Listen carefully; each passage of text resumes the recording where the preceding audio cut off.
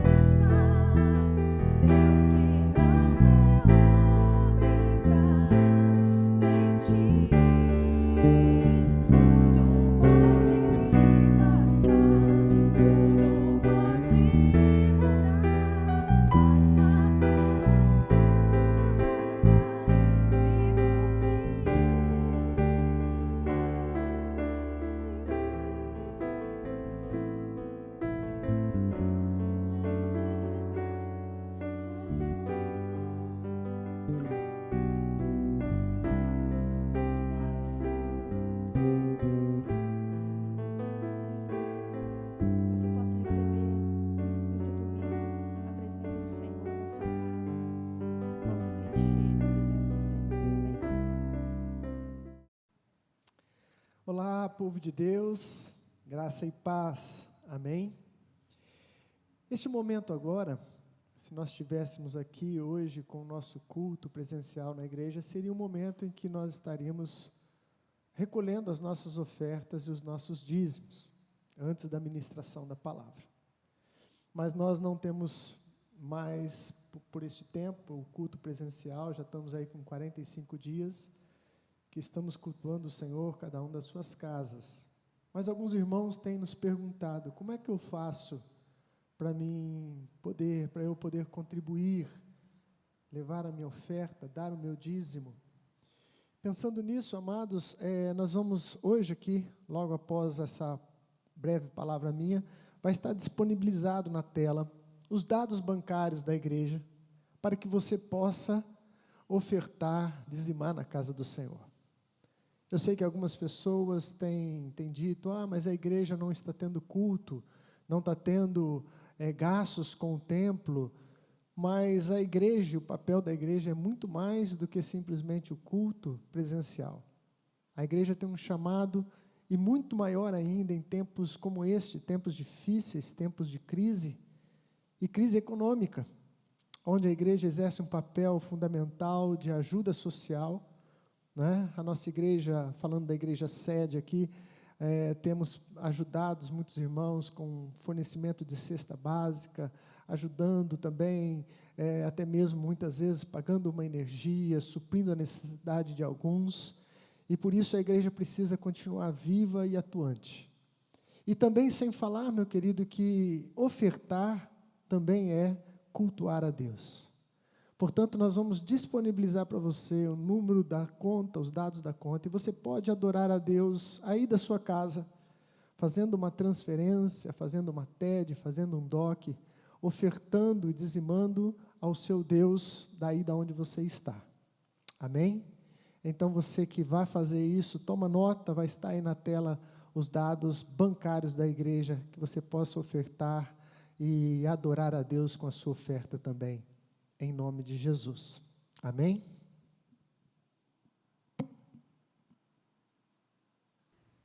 Bom dia.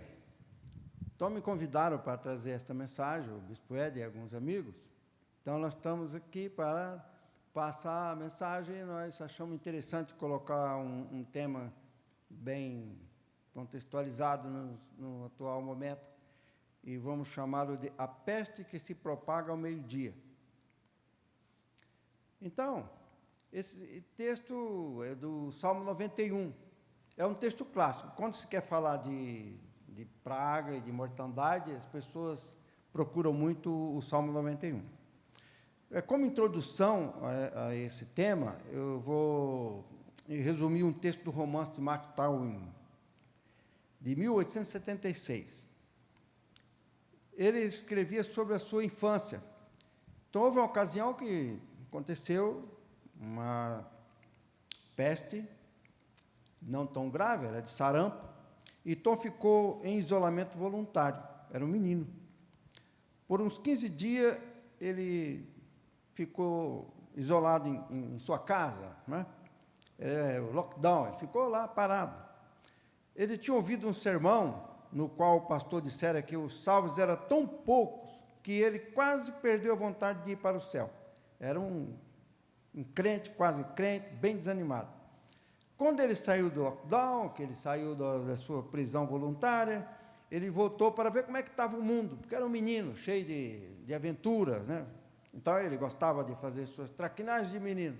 E ele saiu para o mundo para encontrar seus colegas, e lá estavam seus colegas todos mudados.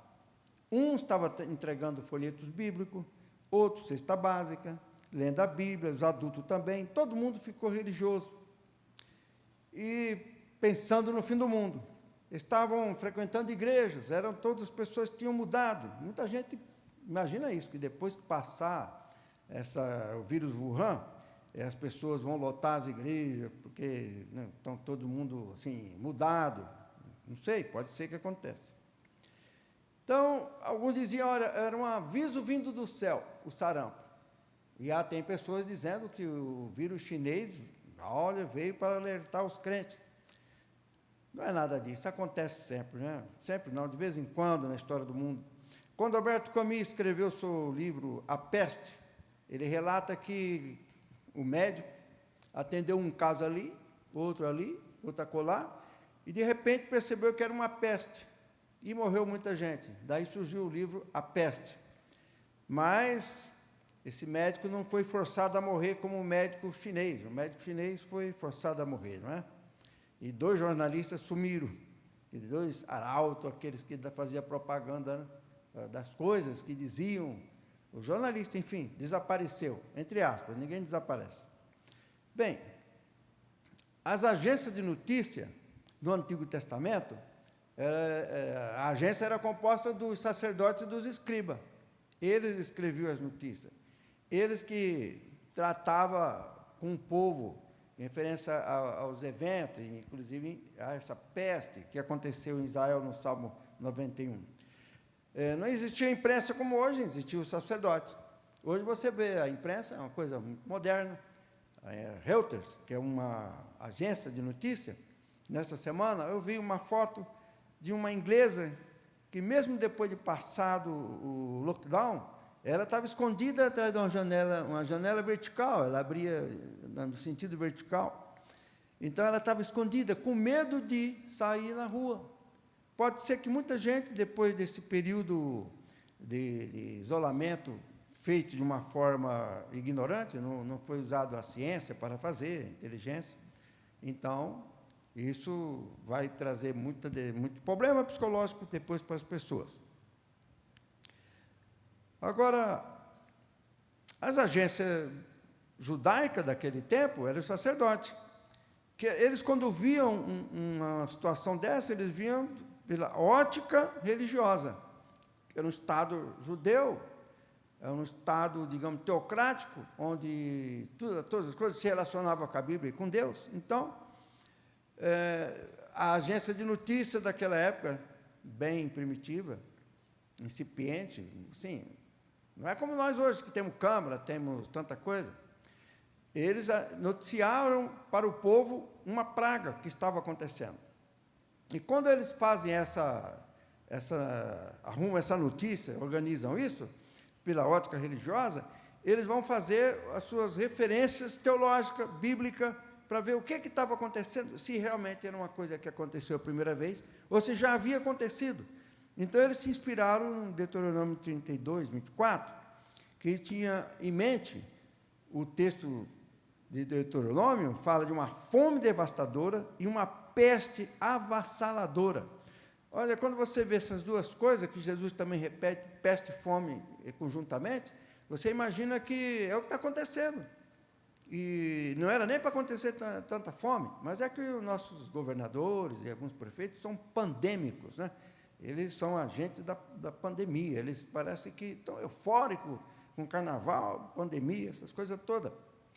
Bem, então, uma parte do texto, nós podemos examinar, por exemplo, algumas Bíblias, as Bíblias são traduzidas e umas falam de uma forma, outras de outra, mas, no fim, é peste, é fome, etc.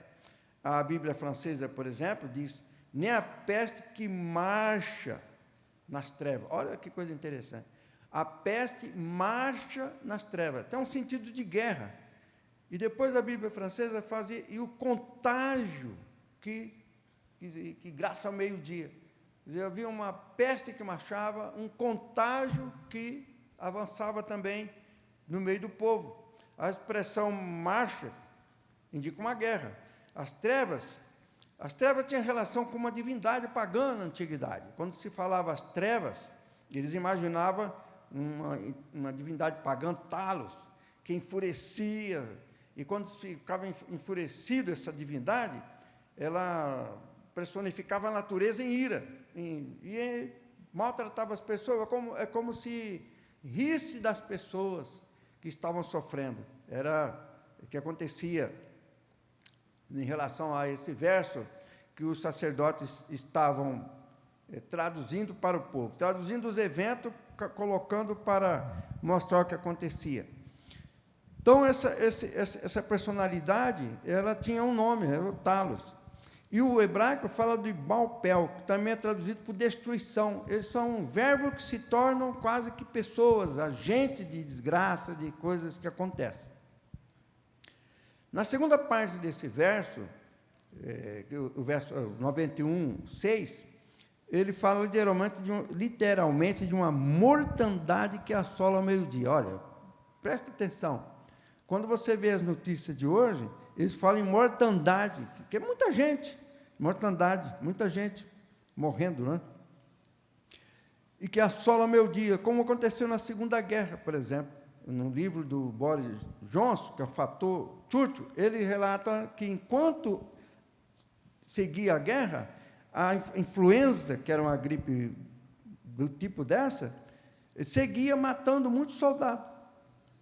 1938, 37, 39, que foi nessa guerra que terminou em 45.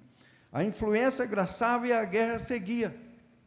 Quer dizer, guerra não respeita quarentena, não respeita nada, não é verdade? Continuavam. Bom, na segunda parte do relato do escriba, ele acrescenta o verbo shud. Esse verbo shud, shed, também, que várias variações, né?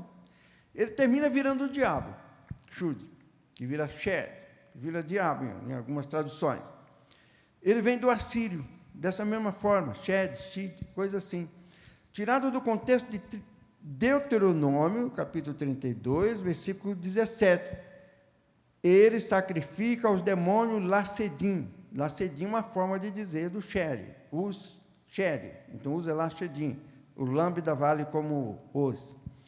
E no dicionário hebraico, shed é demônio. Por isso, alguns atribuem as pragas que acontecem aos feiticeiros. Mas o vírus deste século XXI é chinês e possivelmente domesticado, que escapou do laboratório em Wuhan. Tem muita coisa para se descobrir desse vírus que trouxe tanta desgraça aí para o mundo afora, né?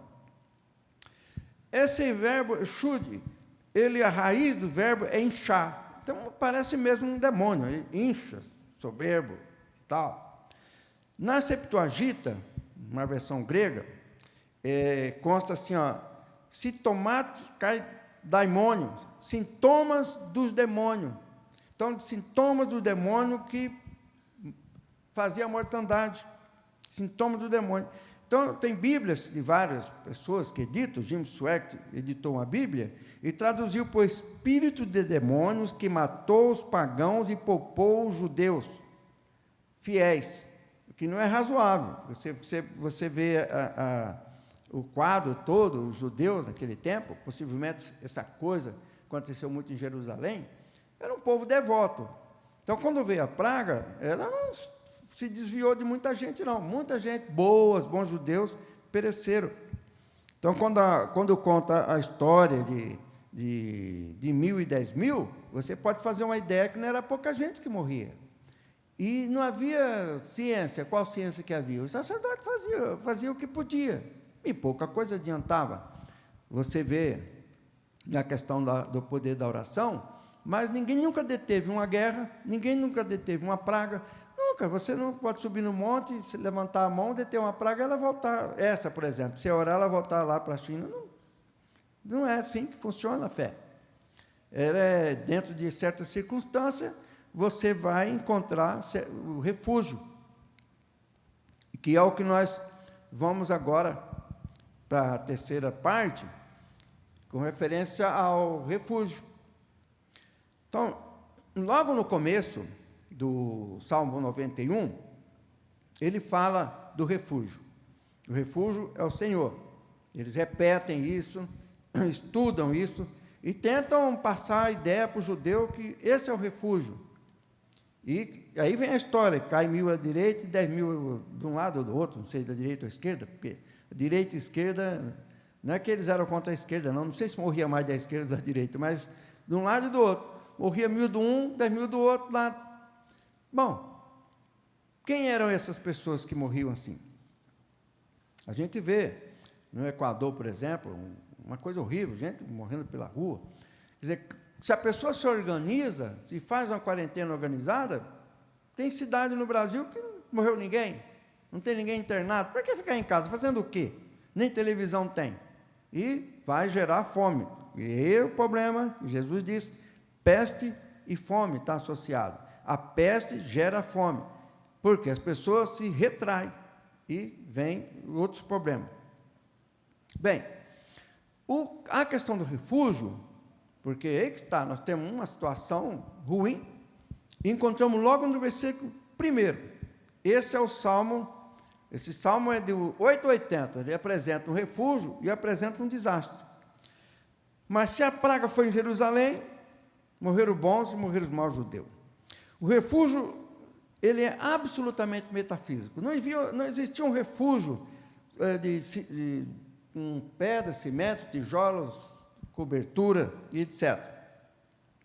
Não tinha para onde correr. O sacerdote não estava dando assim, olha, fujam para aquele lugar. Não tinha. Bem, então, o lugar em que eles começam a refletir sobre o lugar de refúgio, ele é absolutamente metafísico. Você não era tangível, você não tocava no refúgio, mas ele existia. É um lugar secreto, que só quem estava lá sabia que estava. Aí começa nesse versículo, logo no começo do Salmo 91, ele destaca a fé, porque você vai para o refúgio e que não tem um caminho para o refúgio, não tem ninguém que leve você para o refúgio, não era todo mundo dentro do templo, no Santo dos Santos, mas era um esconderijo metafísico da fé, digamos, que estava na mente, na memória, na lembrança, estava na vida espiritual. Eles até criaram a figura de um grande pássaro como o condor dos Andes, em sua enorme asas protetoras. Você vê um condor passa, tem até a música, o condor passa, que é um patrimônio do Peru. O esconderijo estava lá.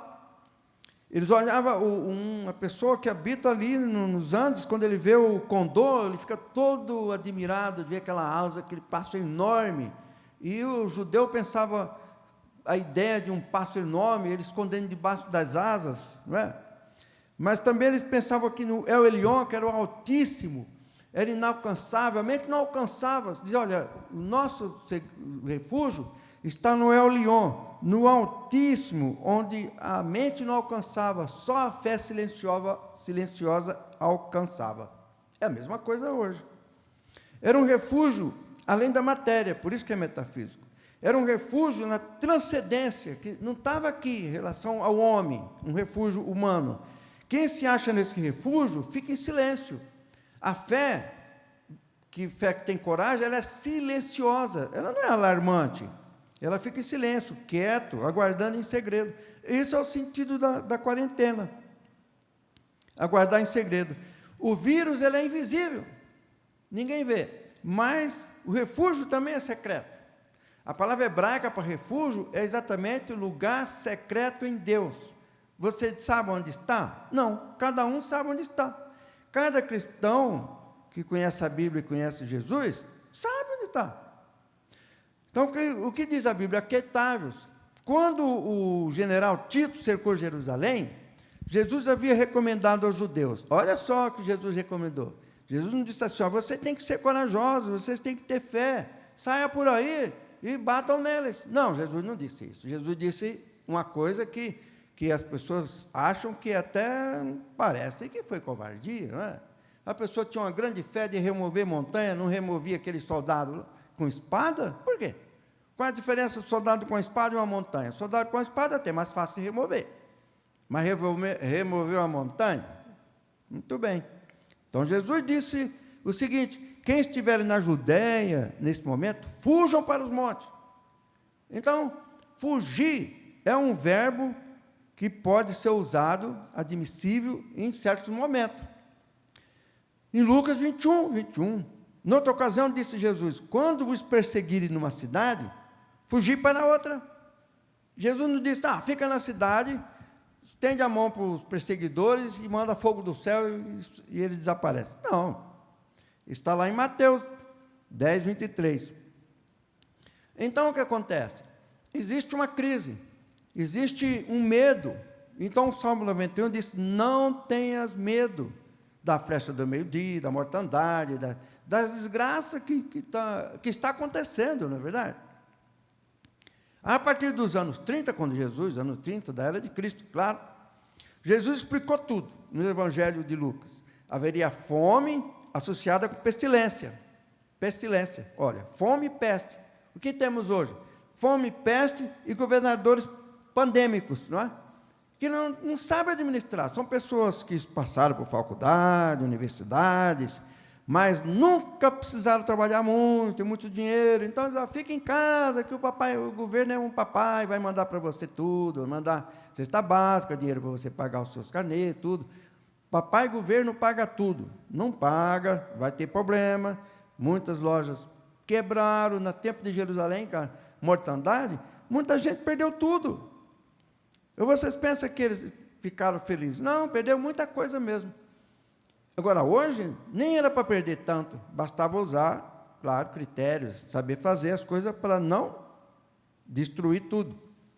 Bem, aí Jesus falou de peste e pestilência e fome, e megalacinais no céu. Olha, você tem peste, já teve guerras, e possivelmente vai haver muita coisa assim, mas megalacinais no céu, nós não tivemos ainda. E as pessoas viram aí um satélite, vi um satélite, eu não quero nem ver satélite, para que eu vou ver satélite passando pelo céu? Pode passar uns 10, para mim não é nada. Jesus fala de grandes sinais nos céus. O sol vai cessar seu brilho, a lua não dá sua claridade, porque reflete a do sol. Aí, pode fazer as malas, porque é o fim do mundo mesmo. Por enquanto, não é o fim do mundo. Digamos, uma prova. Como é que você passa na fé num período assim? Você passa quieto, acreditando que Deus te guarda, procurando refúgio, porque o refúgio é secreto, o vírus é secreto. Você tem que confiar e seguir normas básicas, porque Jesus diz: fugir para outra cidade é usar máscara, fugir para os montes é usar álcool gel. Não é o que você tem muita fé, sai por aí espirrando com todo mundo, abraçando com todo mundo, que nem faz os grandes políticos, né? Não, você não tem que fazer isso. Jesus disse: olha, quando estiver perseguido numa cidade, fugir para outra. E se estiver dando problema, foge para os montes. Quer dizer, se isola. Olha, veja no começo da história do Tom. O Tom se isolou, fez um lockdown voluntário. O que é se esconder debaixo das asas? É restrição. Quando o Salmo diz debaixo das suas asas, significa restrição, significa isolamento, exatamente isso. Você se isola debaixo das asas, evidente, não é Deus é um grande pássaro, né? Os andes acham que é, mas são figuras de proteção. Jesus disse: acolher os filhos, né, de Jerusalém debaixo das suas asas. Olha. Quer dizer, quando você se sente debaixo das asas, significa isolamento e restrição de movimento. Ninguém fica correndo para lá e para cá debaixo das asas. Então é normal entre aspas, o que está acontecendo. Mas não é para ninguém ficar dizendo assim: olha o que nós fazemos, nós somos igreja, temos poder, todo o poder, e vamos fazer isso, aquilo. Não, tem hora que é de fugir. Tem hora que tem que ficar debaixo das asas. A se restringir. É isso que nós encontramos no texto do Salmo 91, versículo 6, em duas visões dos sacerdotes. Deus vos abençoe. Muito obrigado ao pastor Tiago, o bispo Éder e os irmãos que estão trabalhando nesse projeto de transmitir a mensagem nesse período, né, em que as pessoas estão debaixo das asas do El Elyon. Shalom a todos. Vamos louvar a Deus com um hino muito tradicional, que é Sossegai. Numa época assim, é Sossegai.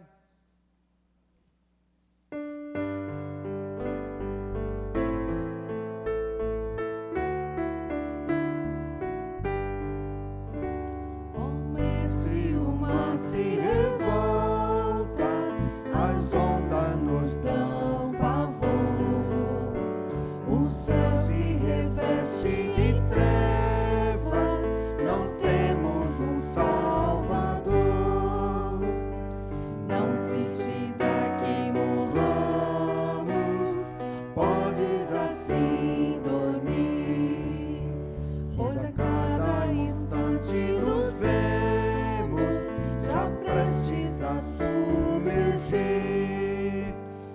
minha palavra obedecerão.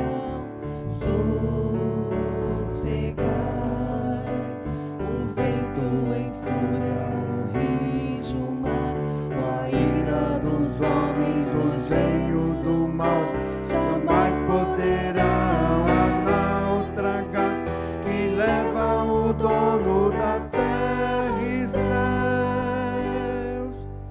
pois todos têm de obedecer. Sossegai, sossegai, porque haveis vós de temer. Sossegai, mestre, muito grande tristeza me quer hoje consumir, a dor que perturba minha alma, vem, mestre, vem acudir. De ondas do mar tão medonhas, como me livrarei? Só tu podes salvar-me, ó mestre, vem, pois, meu Senhor, meu Rei. A minha palavra obedecerá. Sossegai, o vento em fúria, o rijo, o mar, a ira dos homens, o gênio do mal, jamais poderão a naufragar, que leva o dono da terra e céus, pois todos têm de obedecer. Sossegai, sossegai, porque haveis vós de temer. Sossegai,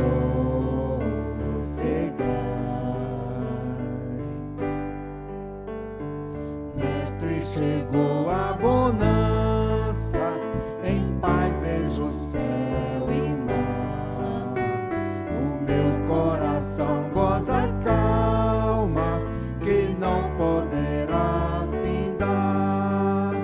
Detente comigo, ó mestre, excelso dom dos céus, e assim chegarei bem seguro ao porto destino meu.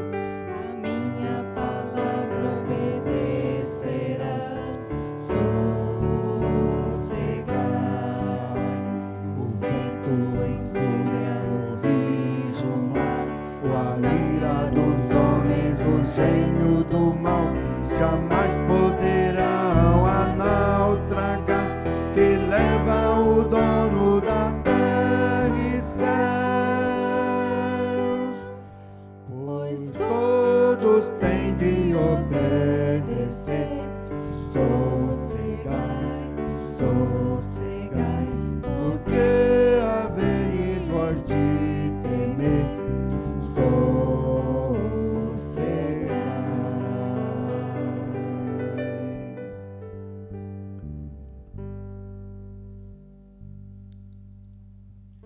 Shalom a todos. Deus abençoe.